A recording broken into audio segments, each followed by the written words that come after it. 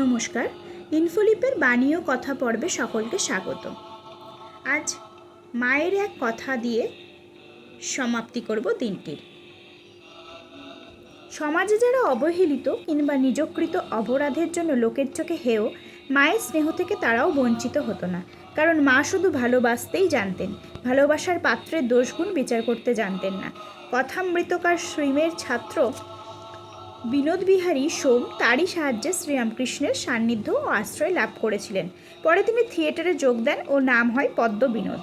সঙ্গদোষে তিনি পানাসক্ত হয়ে পড়েন। গভীর রাতে নেশা করে তিনি যখন শ্রীমায়ের বাগবাজারের বাড়ির পাশ দিয়ে ফিরতেন, তখন শারদানন্দজিকে দোস্ত দোস্ত বলে ডাকতেন। কিন্তু মায়ের ঘুম ভেঙে যাবার ভয়ে কেউ সাড়া দিত না। আবুল তাবুল বকতে বকতে পদ্মবিনোদ চলে যেত। এক রাতে ভেতর থেকে কোনো আওয়াজ না পেয়ে পদ্মবিনোদ নেশার ঝোঁকে গান ধরলেন, ওঠো গো করুণাময়ী, খোলো গো কুটির দ্বার, আধারে হেরিতে নারী হৃদি কাঁপে অনিবার।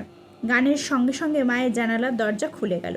পদ্মবিনোদ তা দেখে আনন্দে বলে উঠলেন, উঠেছ মা? ছেলের ডাক শুনেছ? উঠেছ তো, পেন নাম নাও। বলে তিনি রাস্তায় গড়াগড়ি দিতে লাগলেন। তারপর রাস্তার ধুলো মাথায় তুলে নিয়ে চলতে চলতে গান ধরলেন, যতনে হৃদয়ে রেখো আদরিণী শ্যামা মাকে, তুই দেখ আর আমি দেখি আর যেন কেউ নাহি দেখে। আবার সঙ্গে সঙ্গে আখর দিলেন, আমি দেখি দোস্ত না দেখে। পরদিন সকালে মা জিজ্ঞেস করলেন, ছেলেটিকে? সব শুনে মা বললেন, দেখেছ, জ্ঞানটুকু টনটনে। সবাই বললেন, আপনার এইভাবে ঘুম থেকে ওঠা ঠিক নয়। মা বললেন, ওর ডাকে যে থাকতে পারি নে।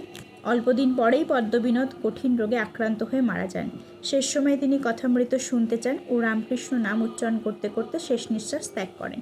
শ্রীমা শুনে বলেছিলেন, তা হবে না, ঠাকুরের ছেলে যে কাদা মেখেছিল, এখন যাঁর ছেলে তাঁর কোলেই গেছে। মায়ের এই কথার দিয়ে আজ দিনটি সমাপ্ত করলাম। সকলে ভালো থাকবেন, সুস্থ থাকবেন, আনন্দে থাকবেন। আগামী দিনগুলো আপনাদের মঙ্গলময় হোক এই কামনা করি। মায়ের পায়ে, গুরুজির পায়ে, ঠাকুরের পায়ে, স্বামীজির পায়ে প্রণাম জানাই। সকলকে শুভরাত্রি। যদি আমার এই চেষ্টা ভালো লেগে থাকে তাহলে চ্যানেলটিকে একটু সাবস্ক্রাইব, লাইক আর শেয়ার করে পাশে থাকবেন। ধন্যবাদ।